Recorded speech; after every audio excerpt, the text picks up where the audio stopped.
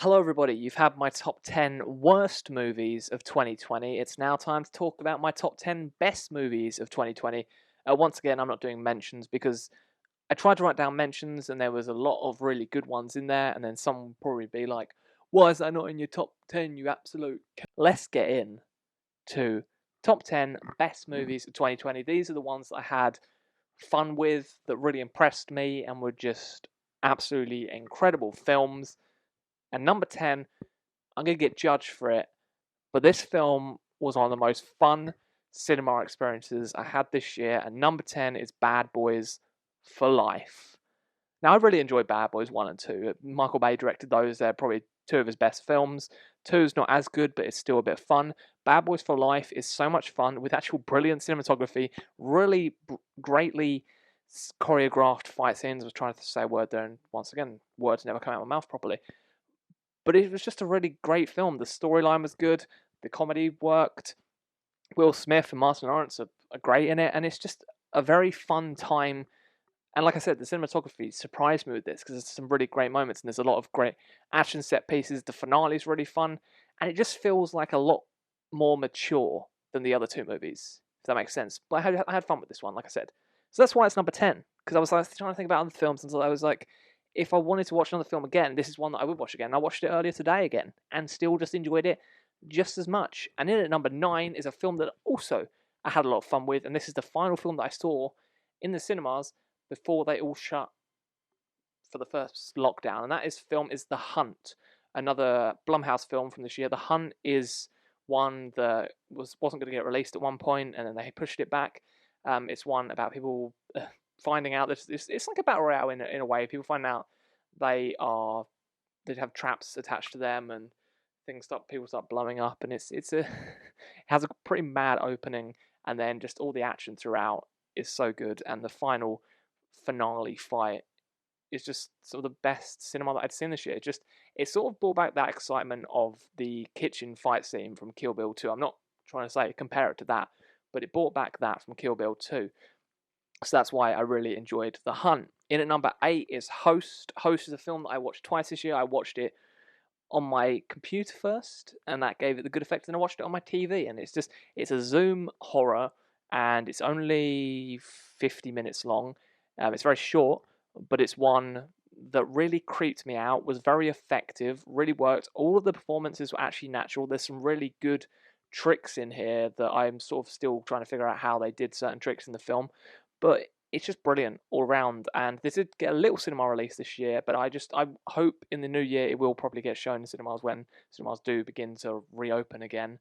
But this one I really enjoyed, and it's one of the best horrors of the year as well. In at number 7 is 1917. Yep, we all forgot this got released this year, didn't we? Back in January. 1917 is a film that's meant to look like it's all done in one take, directed by Sam Mendes, with brilliant performances, and the cinematography is phenomenal. Just the way they do it. I think I'm going to say it wrong. Is it Roger? It better be Roger Deakins. 1917. It's one of the last films that Roger Deakins has done. But it's phenomenal. The cinematography on this, the performances, like I said, are brilliant, and it's just so suspenseful. And I haven't watched this again since seeing it in the cinema, because I did sort of have my cinema experience ruined from people talking throughout, being like, "Oh, what's going to go now? Where they going? Where they going?" But the way that it looked all in one take was brilliant, and that's why it's number 7. In number 6 is I'm Thinking of Ending Things, done by Charlie Kaufman, who has always made films that are a little bit obscure and out there, and this one is obscure and out there, and is absolutely phenomenal with what it does. It's one that has its elements of horror. It's got some very comedic moments, but all of the performances are brilliant. They really stand out. It's got those moments where there's just really long conversations that go on for about 10 to 15 minutes of just people in a car, but I was so captivated by this film from start to finish that I didn't think there was ever a boring moment, and it is just such a brilliant film. And if you haven't seen I'm Thinking of Ending Things, it's on Netflix, and I highly, highly suggest checking this out. In at number 5 is a film that I didn't expect to be in this list, but it's Feels Good Man. Feels Good Man is the story of the artist behind Pepe the Frog that turned into an alt-right icon. It's weird to say it like that, but it's that artist trying to get back the rights to Pepe the Frog because of how many people are using it all for wrong. and the animation in this, the editing on this film, all the interviews, it gets stuff from every single side. It's not just all one-sided, and it is just, I'm gonna say phenomenal again. It is a phenomenal documentary, and if you haven't seen Feels Good Man, I highly, highly suggest checking this out. In at number 4 is The Invisible Man. Blumhouse have released a lot of bad this year, but they have released, there's 2 on this list that are actually from them. And The Invisible Man shows that Lee Wannell is a fantastic director. The Invisible Man takes what the original did and just ups it to 11. It just turns it up to 11, ups it up to, what's even that? Turns it up to 11, and it's incredible. Like the camera work on this, the way that it is sort of, it's full of surprises. It doesn't really seem like it needs to do many jump scares. There are little jump scares here and there, but just it works perfectly with everything that it does. It had me on the edge at points. It is full of suspense. The soundtrack is brilliant, and it is one of the best horrors of this year. Well, the best horror of this year, in my opinion, because the other films on this list, well, the other one's sort of a little bit of horror, but not really complete. And that is number 3, Parasite. Parasite, done by, oh my god, why am I forgetting the name? Bong Joon-ho. Probably said his name. Bong Joon-ho. I probably said his name completely wrong there. But he did Parasite. And Parasite, it did get released in the UK this year in February. And I saw this quite late. I wish I had checked it out sooner. I wish I had been able to see it in the cinema. I missed it in the cinema. But this blew me away. It is such an incredible film. I've always enjoyed this director's work. He does such brilliant, brilliant films. And this is another one with a story that just kept surprising me, that mixes in so many different genres and does it incredibly well. And I just loved so much about Parasite. And if you haven't seen Parasite, and you're like, oh, it's probably just all hyped up, it's not.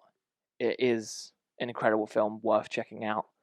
And number 2 is The Gentleman, done by Guy Ritchie. This is the first film that I saw in the cinema this year. It was released on the 1st of January in the UK. Yep. And I saw it on the 2nd of January, and this film is just so, so much fun. It is hilarious.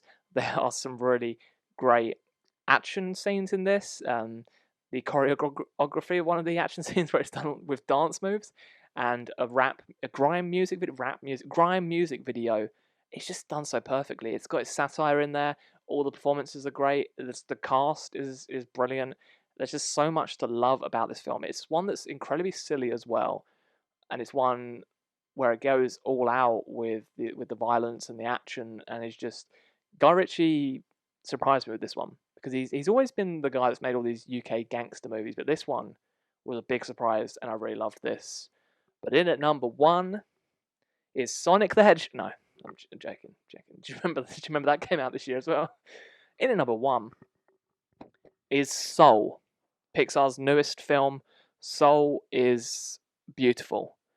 At first, with Soul, there's a part in it where I was worried it was going to stay in the one world that happens in the film, but then when it gets properly into its story, it just blew me away. The animation is beautiful. The score is phenomenal. I'm just going to say phenomenal about everything, because this film, Pixar have just gone so far with this film. Like, people will sort of compare it to Inside Out, but I think it's such a different film than that, and it's just done so perfectly.